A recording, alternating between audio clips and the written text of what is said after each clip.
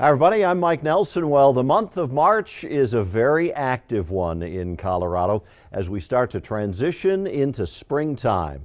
Denver and the plains can get big snowstorms. Obviously, the mountains do as well.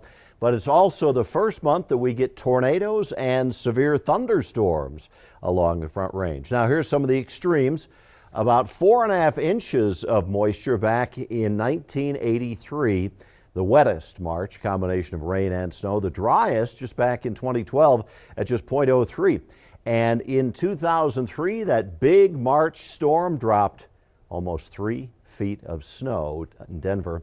And as recently as 2021, we had 34 inches of snow during the month. The average monthly snowfall is a little less than 9 inches. Our storm threats begin to shift now as the sun angle is getting higher up in the sky. We still can get plenty of cold and snow, but winds and storms, thunderstorms, begin to enter the weather picture, and very heavy, wet snowstorms. Let's look at the wettest and the biggest snows in March. Our top 7. 2003, as I already mentioned, with almost 3 feet of snow. 2021 was second at 34. 1944 saw 32.5. 1891, 33. March of 1983 was over 30 inches of snow. 61 and 59 having in the upper 20s as far as snowfall. Help us measure the storm. Join CocoRa's, the Community Collaborative Rain, Hail, and Snow Study. We will teach volunteers, there's 20,000 of them worldwide, how to measure the rain and the snow with the snow pad. And you can be sharing that data with people all around the country and around the world. If you want to learn more, go to their website, www.cocorahs.org. We like to say, go cuckoo for CocoRa's.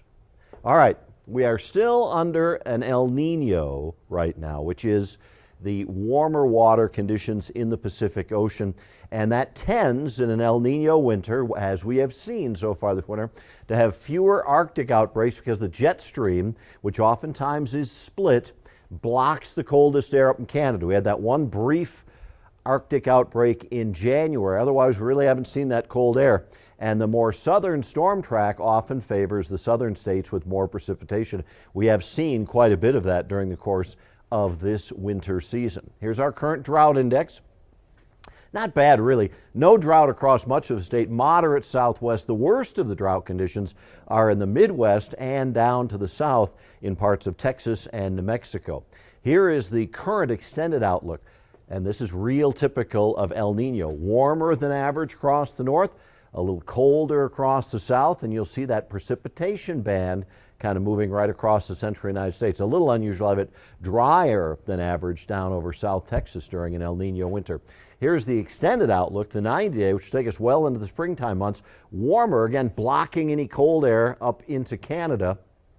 And we're right on the edge of slightly wetter than average conditions. With climate change, we are seeing warmer springtime, late winter into spring, across much of the country, especially from Colorado to the east. But we can still, it's a little counterintuitive, get cold outbreaks because of the world getting warmer. And let me explain why. It's called Arctic amplification. The jet stream feeds on a strong temperature contrast from south to north. So the colder it is in the Arctic, the stronger the jet stream generally is. When we see the Arctic regions warming because of climate change, there's less of a contrast, and that can mean that instead of a fast-moving jet stream, it actually becomes a little slower, almost like a meandering river. And every once in a while, like we saw in January, that allows a really cold blast to come farther south and can produce some really severe weather. So it's unusual to think that with a warmer world, we can actually have unusual cold outbreaks, but those would be a regional impact, not a global impact. Have a great month of March, and thanks for listening.